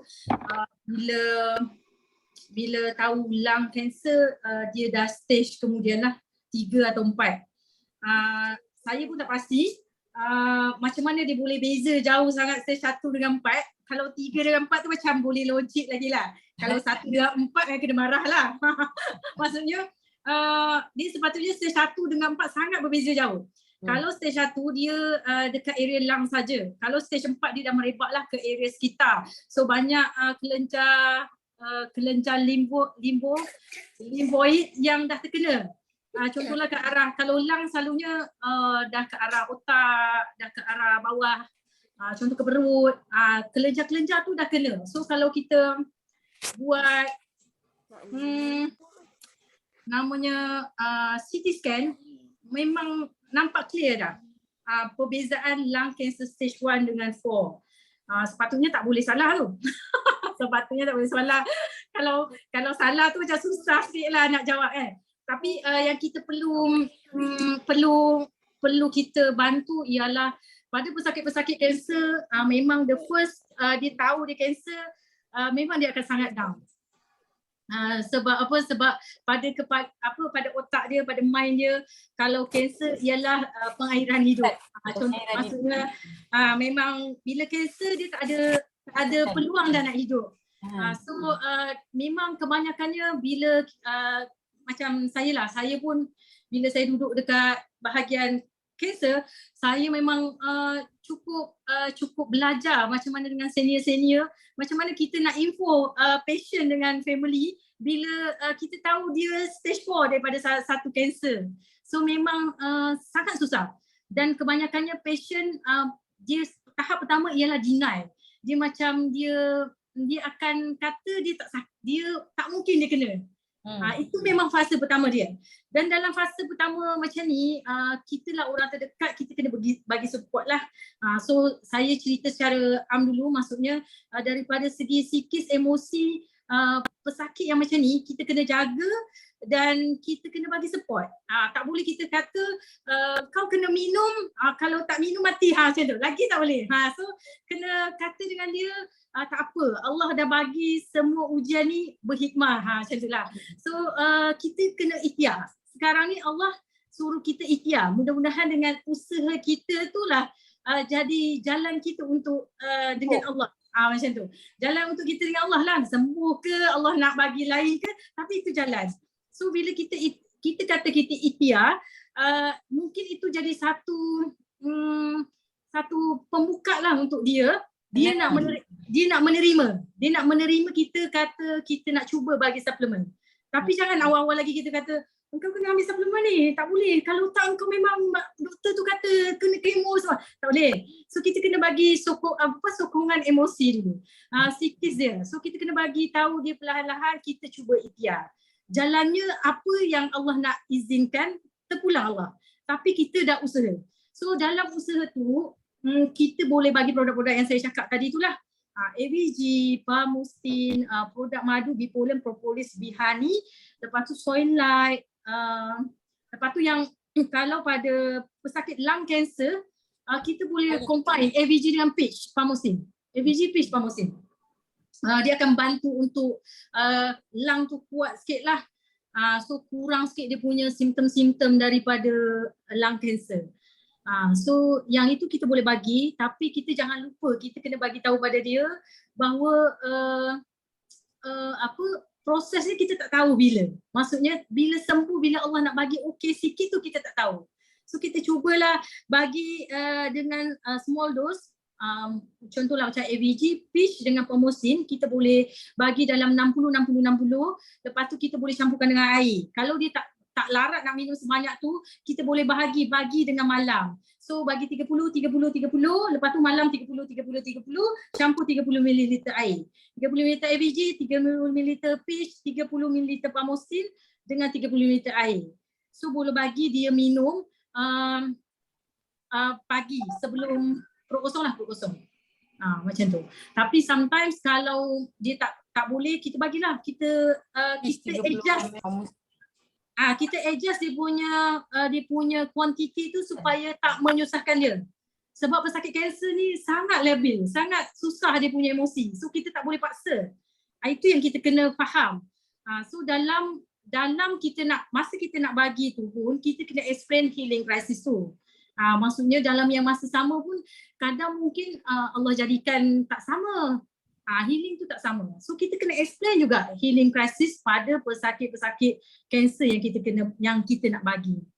Dan jangan janjikan, saya selalu cakap jangan janjikan angin bintang. minum 3 bulan okey, minum 6 bulan okey. Jangan janjikan pada pesakit kanser. Okay, so saya rasa itulah tips yang selalu saya bagi pada pesakit kanser lah. Macam tu. Boleh jawab? Kak Ismawati? Ya, at least at least kita boleh propose kepada yang proses Family. saya ni ABG, Bish Pace dengan Pemustin lah. Maknanya kuantiti 60 dalam seharian lah. Boleh. Saya boleh sharekan benda ni pada dia sebab saya akan propose lah kat dia tengok macam mana sebab macam Dr. Pong cakap tadi lah proses healing tetap ada. Tapi sebab dia masih lagi menerima treatment daripada hospital. So macam mana sebab duduk sekarang dia tengah warded tau, dia tengah warded. Wife dia tengah jaga dia. Kalau tengah warded sesuai tak suplemen dibagi pada waktu tengah warded ni? Kalau warded masih ada penjaga, lagi, boleh bagi. Kecuali warded yang memang kita tak boleh tunggu. Kalau tak boleh tunggu, kita tak boleh buat apa. Tapi kalau kita boleh tunggu, kita boleh je selit-selitkan suplemen lah. Tapi sometimes nurse yang bising, doktor tak ada sangat nak bising sebenarnya. Nurse selalu bising lah. Bagi apa tu? Macam tu. Bagi apa tu? Macam tu. So yang kalau ada penjaga lagi, maksudnya wife dia boleh jaga, tak ada masalah, boleh bagi. Okay, alright. Thank you doktor. Terima kasih. Alright. Sama. Okey, selagi ada satu aja ubat yang tak ada iaitu mati. Jadi selagi ada hayat, selagi ada ni, ayat dia ada ayat yang mengatakan kita perlu berusaha sampai ke titisan selagi ada daya dan upaya untuk pulih sebab Allah menjanjikan kesembuhan. Yang tak ada obat adalah mati. Jadi kita kena usaha, jangan putus asa dan inilah kata-kata yang kita boleh sampaikan kepada mereka untuk pulih sembuh dengan izin Allah. Okey, alright. Kemudian daripada Nick Nadira. Okey, Dr. Pau dia tanya, Artik C budak 2 tahun boleh amalkan ke? Dan berapa biji boleh makan sehari? Artik C. Budak 2 tahun Budak 2 tahun. Okey. Sebenarnya kalau budak 2 tahun, RTC tu 1 biji yang ada tu, yang kat Malaysia tu cukup banyak lah. So boleh selang je, seminggu 3 kali cukup. Okay, sebab keperluan minyak ikan budak 2 tahun dalam 0.6 je, 0.5, 0.6 omega 3. So memang tak banyak lah. So yang dalam RTC kita dah dalam 0.75, so macam banyak sikit lah. So kita tak boleh kalau nak tepuk bagi 2 boleh lah. Tapi kan susah. So buat seminggu 3 kali okey. Sehari sekali lah, seminggu 3 kali. Dia boleh masuk dekat bubur pun boleh picit masuk separuh kat bubur. Dia rasa ikan sikit. Dr. Paul, sorry nak tanya yang kata yang pengisian 60-60-60 tu kan, adakah boleh dicampur sekali ataupun minum secara berasingan? Campur je boleh. Campur. Tak ada masalah. Campur, tengok campuran saya. Saya campur air ni. Sebab saya batuk. Dia orang takut nak makan Dia takut. Boleh campur produk Forever kita, terutama aloe vera, Pemustin, kita boleh campurkan sekali. Okey, seterusnya Siti Noraini. Okey. Assalamualaikum Dr. Pau. Boleh terangkan terperinci tentang punca eczema dan bagaimana penyelesaian untuk sembuh? Kita tinggal 3 minit lagi sebab dijangka kita punya masa, betul tak? Kita ada 10, lepas ni 10.30 kita akan break, kita akan stop. Jadi ini kira soalan yang terakhir doktor mengenai eczema. Eczema ialah common ataupun kebanyakan daripada type kelainan kulit yang biasanya berlaku tak kisah daripada budak sampai dewasa. So memang eczema ni satu type yang dia penyakit kulit yang berulang, biasanya penyebabnya ialah alergi. Common dia ialah alergik lah. Alergik kepada apa? Banyak, maksudnya banyak boleh pada makanan, boleh pada lingkungan, boleh pada bahan kimia, toksin. Itu boleh disebabkan oleh macam-macam punca. So eczema ialah dia selalunya kita diagnosis eczema bila dia ada kelainan kulit berulang, lepas tu dia punya lesion sangat spesifik, merah, sekeliling dia lagi merah, dia bernanah, baik ataupun bersisik pun kita boleh kategorikan sebagai eczema. Eczema ni macam-macam jenis. So kalau sebut jenis banyak jugalah. So eczema ni ada type yang sampai baik, ada type yang tak ada air, kering. So itu kita punya eczema. So cara penyelesaian daripada eczema ialah yang paling baik kita tahu punca kita eczema. Maksudnya kalau kita tahu puncanya lagi baguslah. Tapi kalau kita tak tahu, kita buat detox lah. Kalau misalnya pada dewasa, eczema pada dewasa kita boleh start dengan C9 tadi. Kalau pada budak kita boleh ikut produk yang dekat C9 tu, tapi dengan dos yang lebih rendah lah, ikut umur. Contohlah kalau dia 6 tahun ke atas, contohlah kalau budak kecil sikit, aloe vera boleh kita tukarkan dengan peach. Lepas tu RTC tu kita boleh bagi. Lepas tu pollen kita boleh bagi. Kalau kita nak tambah add-on propolis pun okey. Kalau tak pun tak apa, fiber kita boleh bagi. Lepas tu soylite pun boleh bagi untuk penukaran pemakanan dia. So pada pesakit eczema starting dengan produk C9 juga. Lepas tu luaran tu kita boleh tambahlah macam tadi psoriasis tu lebih kuranglah sama. Macam MPD, lepas tu kita boleh bagi aloe first, aloe jelly, propolis cream, kita boleh guna aloe hand shop untuk mandian. So eczema type sakit kulit yang kalau boleh avoid dia punya punca. Kalau punca dia daripada pemakanan, avoid pemakanan. Contohlah kalau dia alergik susu, alergik turunan susu, susu lembu, avoid, hindari. Kalau dia puncanya daripada bulu-bulu ataupun serangga, kalau boleh avoid. Maksudnya janganlah dekati bulu kucing, jangan pelihara kucing kalau kita tahu puncanya daripada kucing. Kalau daripada toksin atau bahan kimia, kita kena avoid lah. Kalau boleh avoid, hindari. Kalau kita tak boleh, kalau kita susah nak hindari, akan lagi lambat eczema tu akan sembuh. Sebab kita untuk awal-awal mungkin 3-4 tahun nak bina dia punya sistem imun pada pesakit eczema, dia bukan sekejap tau. Sebab dia pun on steroid. Pesakit eczema kalau tak pemakanan dengan steroid ataupun dia guna krim-krim yang banyak mengandungi steroid. So dia punya proses detox sangat lama. Selagi dia tak ubah pemakanan, selagi itulah susah. So eczema pun tak boleh stres juga tu. Sama. Sama dengan psoriasis.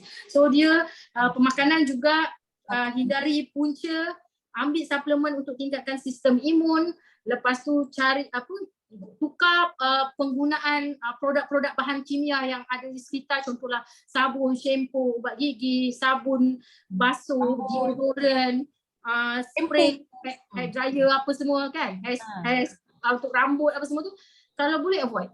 Lepas tu hindari stres lah, itu je. Organik, beralih kepada organik, tiada bahan-bahan kimia.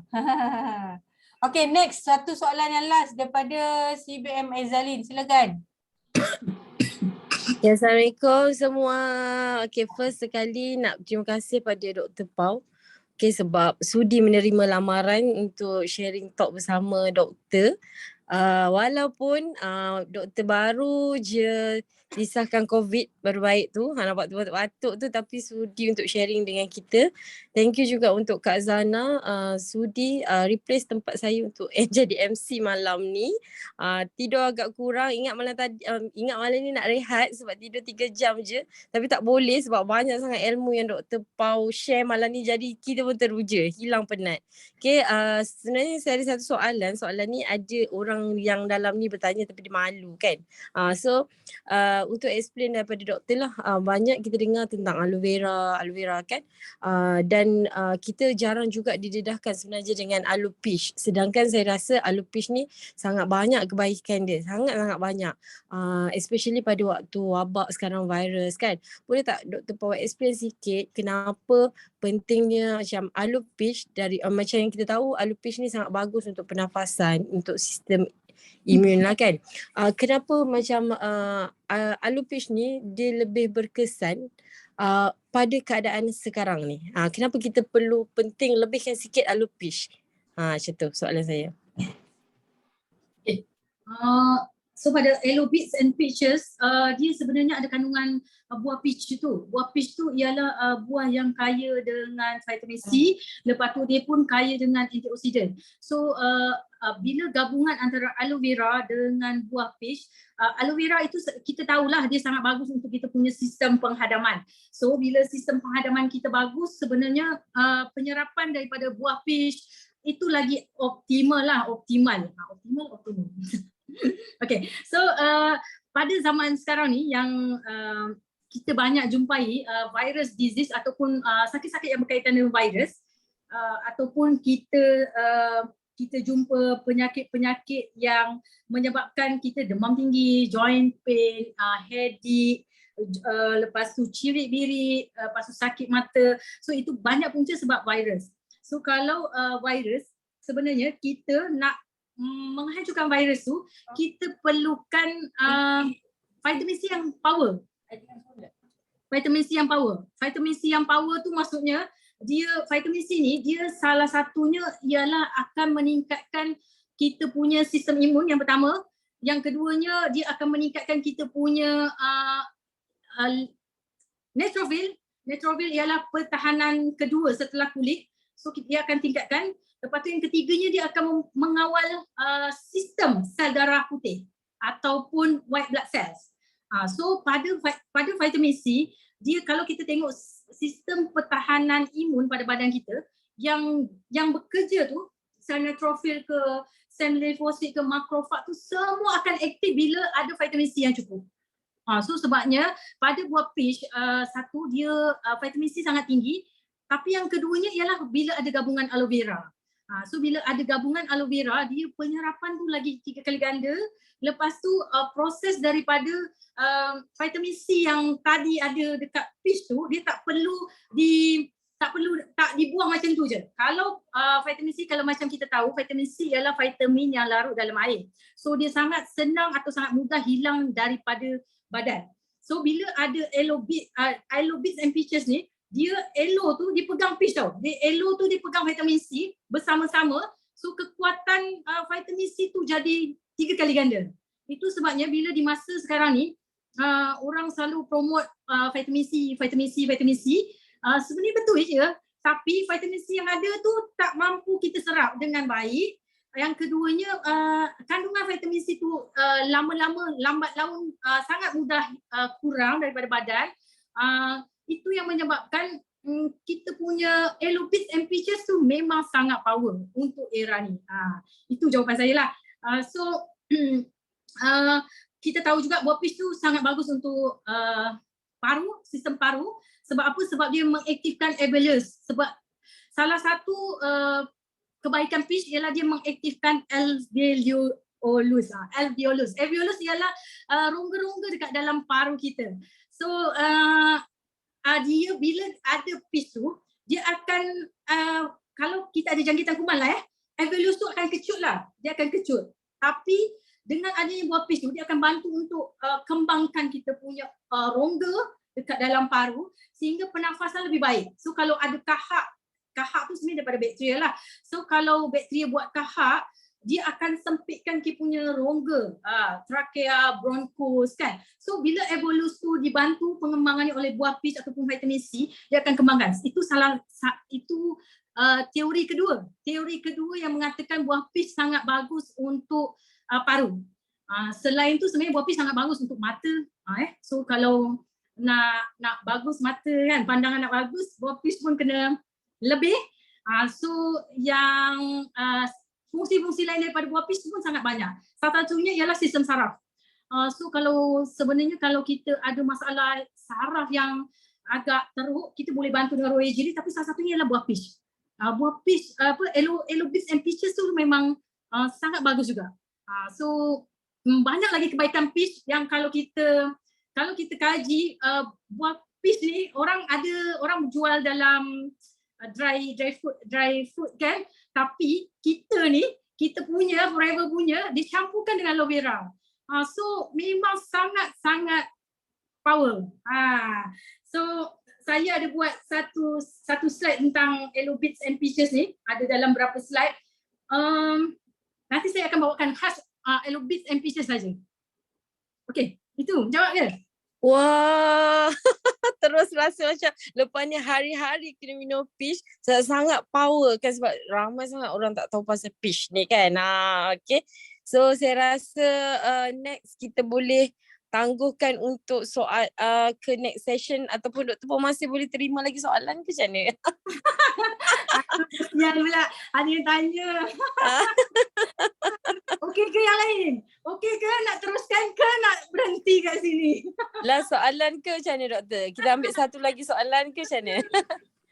Satu lagi soalan sebelum kalau tak nanti next sharing Dr. Paul korang semua dah tak ada soalan. Ira. Ambil Okey. daripada Kak Iyat dah mangkat tau. Tekan tau. Kak Yan. Okey, Ramai satu lagi soalan siapa? daripada Kak Yan Lepas tu Ah, kita wrap jawab. doktor. Jawab Kak Baiti punya dulu sebab Alright. ramai juga tanya pada saya pasal GDM GDM ialah gestational diabetic mellitus, ialah kencing manis pada kehamilan. So yang ni ramai tanya saya, ramai PM saya sebelum-sebelum ni lah. Ramai dah 2-3 kali, lebih daripada 2-3 kali saya jawab pasal GDM ni. GDM ialah gestational diabetic mellitus ataupun kencing manis pada kehamilan. Tak kisahlah dia bermula daripada stage berapa, kehamilan pregnancy trimester pertama, kedua ataupun ketiga, kita sebut GDM juga. So pada pesakit-pesakit GDM yang tak ada complication ataupun tidak ada komplikasi lain, maksudnya just GDM saja, lagi mudah. Tapi kalau dia ada komplikasi lain, contohlah dia ada sekali dengan darah tinggi ataupun ada masalah pada janin atau placenta previa atau placenta dekat bawah, itu lagi memperumit ataupun mempersulit kita nak bagi perawatan ataupun suggestion supplement. Kalau GDM saja sebenarnya prinsipnya sama dengan kencing manis di luar kehamilan, iaitu kita boleh bagi AVG, bipropolis dengan RTC, boleh bagi campur dengan madu, soylite. So add on soylite dengan madu. Sama juga kita kena bagi tahu cara pemakanan terbaik selama kehamilan untuk mengawal gula. So sebenarnya simple je. Nak kawal gula tu tolak gula putih, tolak tepung putih, tolak beras putih. Itu saja. Simple tapi nak buat susah. Itu je. Itu je Kak Baiti. Okey, dapat Baiti, CPM Baiti. Dapat. Tapi ibu ni dia orang suka makan. Tapi kalau dia boleh ni makan, dia minum aloe vera, jadi bantu cut off lah gula masuk dalam darah. Makan Provolite. Bagi ni fiber, bagi soylite. Fiber pun okey. Ibu pregnancy woman boleh ambil fiber, tak ada masalah. So kalau dia nak sebenarnya mindset yang betul lah. Dia jangan bila pregnant jangan makan 2 kali ganda sebab ada baby. dia kena makan buat baby saja, buat dia tak payah. Saya nak share, saya ada pengalaman daripada downline yang kena GDM. Saya bagi basic asas je, aloe vera dengan artik, lepas tu saya bagi bipolen. Itu pun dah nampak perbezaan sehingga dia dah tak ada, dia tak perlu cek setiap minggu jumpa doktor. Kat situ pun dah nampak perubahan. Boleh test, boleh cuba dan alhamdulillah kandungan dia sihat, tak ada masalah. Okey, last soalan ke atau tutup dah sekarang? Sebenarnya Zalin. Ini bagi pada Kak Iyat tau, Kak Iyat. Last soalan. Kak Iyat. Last soalan. Dia lama kat tangan tau. Lenguh tangan dah. Okey, last. Okey, silakan. Okey, Assalamualaikum. Saya Kak Yat. Okey, Assalamualaikum pada MC kita Kak Zana. Okey, Dr. Pau, saya nak tanya soalan. Ni memang berkaitan dengan suami saya lah. Tahun lepas, suami saya dia tumbang tau. Dia pitam. Kemudian dia tak pingsan. Dia masih sedar dan bila pergi ke hospital, cek BP, cek jantung semua okey, ECG semua okey. Cuma bila cek darah, doktor kata darah putih dia lebih daripada darah merah. Setahu saya kalau kes darah putih lebih daripada darah merah tu kita mesti ingat leukemia kan. Tapi Dan sebelum tu dia tangan dia ada rasa kebas-kebas. So doktor kata saraf lah. Just doktor bagi dia ubat saraf dengan ubat kolesterol saja. Kemudian masa tu saya tak jumpa lagi produk Forever. Last year saya tak jumpa lagi produk Forever sebab saya kena produk Forever ni last tahun lepas bulan 9 macam tu, bulan 10 macam tu. Jadi bila saya dah jumpa ni, saya bagi dia kita punya produk lah. Saya bagi dia RTC, AWG, Pomestin semua saya bagi dia Propolis, Bipolen saya bagilah. Tapi kalau dia tak makan, tangan dia akan kebas balik dan dia akan rasa macam tumbang, badan dia goyang. Dia tak pening tapi badan dia rasa dia goyang. Tu GERD ke macam mana tu Dr. Pang? Okey. Kak Yat. Okey. Betul Kak Yat Okey, sekarang result darah dia masih tak sel darah putih dia tinggi? Sekarang dia check up dia tak nak pergi check hospital dah. Oh, tak check hospital dah. So daripada bila tak check hospital tu?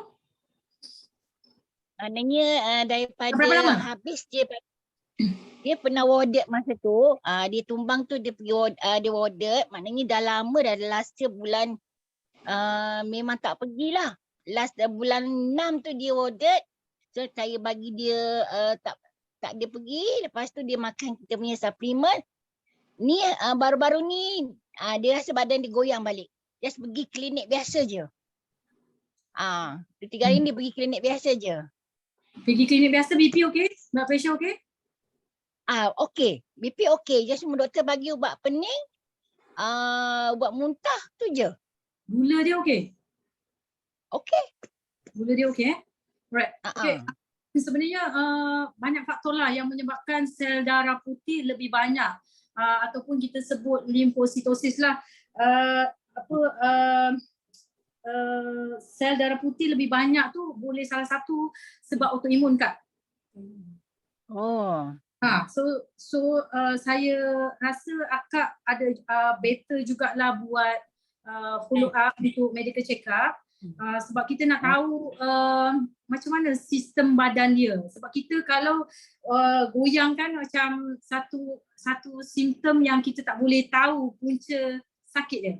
So kita kena juga fikirkan macam mana kita boleh dapatkan diagnosis dia.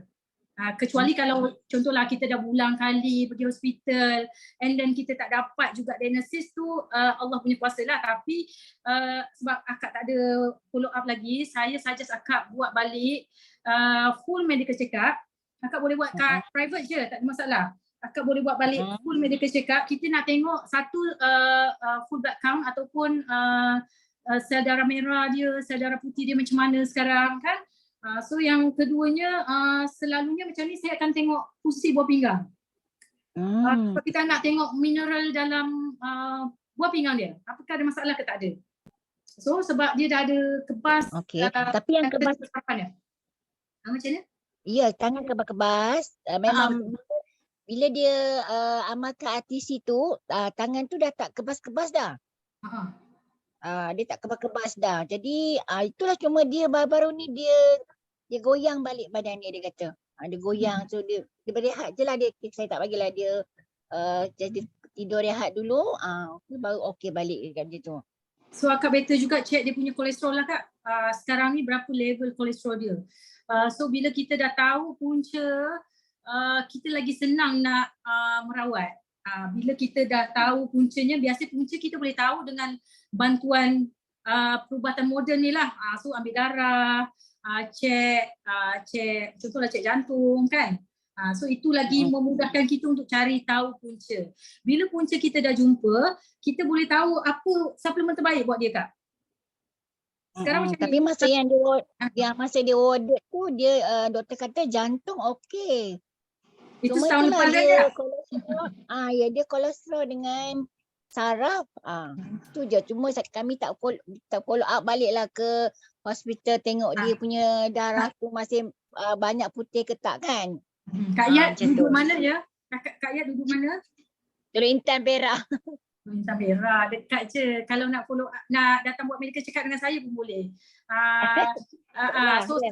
So saya akan sebab macam ni Kak, macam saya cakap tadi, bila kita tak tahu apa punca, macam mana kita boleh dapatkan rawatan terbaik, macam mana kita boleh dapatkan suplemen terbaik yang sesuai untuk sakit kita.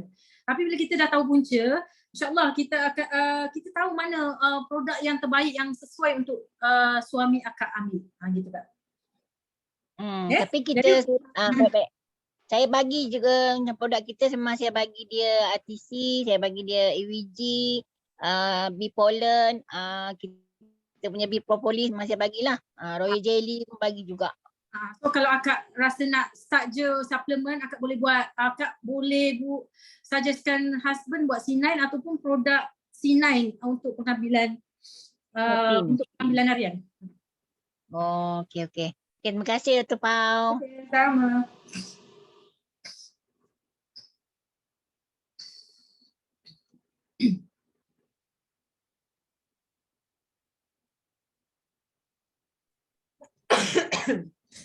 Okey, Alhamdulillah. Terima kasih Dr. Pau. So sekarang dah pukul 10.50. So soalan-soalan yang tak jawab nanti akan dibawa ke minggu akan datang. Kalau nak dapat jawapan ni boleh PM Dr. Pau. So so saya serahkan kembali kepada CBM Saiful. Silakan. Okay, Alhamdulillah, terima kasih kepada speaker Dr. Pau atas perkongsian yang amat bermanfaat untuk rakan-rakan, sahabat-sahabat sekalian. Begitu juga dengan MC kita, CBM Norzanah. Siapa yang mengenali dia ni, seorang insan yang gemar membuat kajian mencari ilmu tentang produk-produk di Forever Living ni. Jadi walaupun bukan seorang doktor, tapi juga keperkakannya pun amat mendalam mengenai produk di Forever Living. Jadi gaji-gaji dah mendekati CBM Norzanah. Saya minta maaf kerana kita tak dapat nak jawab semua soalan. Tak dapat nak jawab semua soalan yang yang ingin ditanya oleh para sahabat. InsyaAllah tadi CBM Azali nanti cakap nanti dia akan minta Dr. Pau jawab soalan-soalan tu melalui video-video TikTok. Saya dengar cerita Dr. Pau dah hebat buat video-video TikTok, dia akan jawab semua soalan dalam video-video TikTok. Jadi dia sahabat-sahabat boleh cuba-cuba PM Dr. Pau, nanti Dr. Pau akan jawab dalam video TikTok insya-Allah. Okay. Terima kasih kepada semua yang bertahan seramai 54 orang. Daripada tadi kita dah punya target 59 orang dan juga sampai sekarang 54 orang. Tahniah Alhamdulillah, dan juga saya doakan supaya ilmu yang dikongsikan oleh speaker kita yang hebat ini dan juga perkongsian daripada MC kita menjadi manfaat kepada kita semua dan juga dapat memperbaiki kelemahan yang kita ada. Kemudian kita doakan supaya kita dapat buat kelas ini secara konsisten sampai kelas ini mendapat sambutan yang begitu menggalakkan daripada para sahabat. Jadi insya-Allah kita cuba aturkan supaya kita dapat buat at least sebulan sekali insya-Allah. Tapi kita juga bergantung kepada kelapangan Dr. Pau kalau dia ada kelapangan kita akan semua kita set, kita buat lagi sekali. Jadi terima kasih kepada semua. Alhamdulillah, terima kasih semua. Kita jumpa lagi di next sesi. Assalamualaikum. Terima kasih. Assalamualaikum. Terima kasih Dr. Pau. Assalamualaikum.